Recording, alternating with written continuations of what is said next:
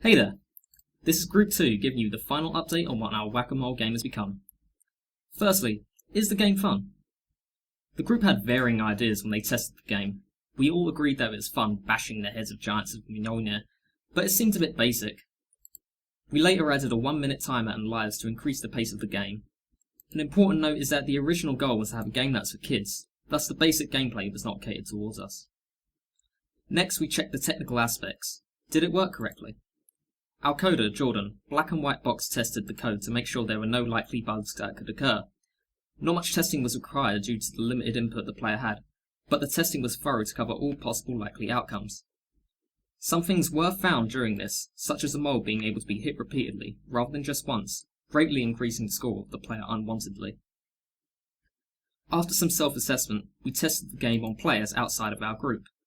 We would have loved to have tested the game with a younger audience, as that is the intended demographic for our game, but we couldn't find any volunteers. Regardless, some people found the game fun, but said that it was very basic and got boring quickly, although they liked the implementation of lives so they could not spam the mallet. A timer was also added to quicken the pace of the game. Players felt it added another layer of difficulty. Some players, however, didn't like the game concept, but most did enjoy the Nordic art direction, something we should definitely expand on. They also liked the 3D elements within the game, rather than having it be 2D with pixels.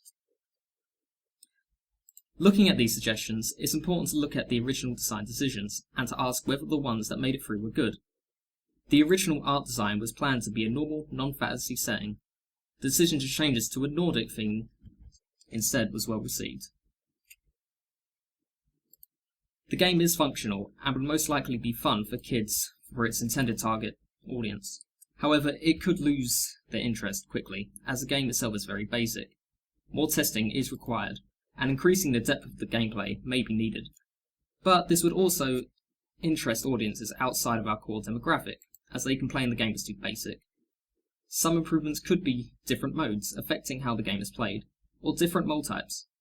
Overall, more work is required, but at the very least, it's still fun bashing heads of giants in with a big thunder hammer.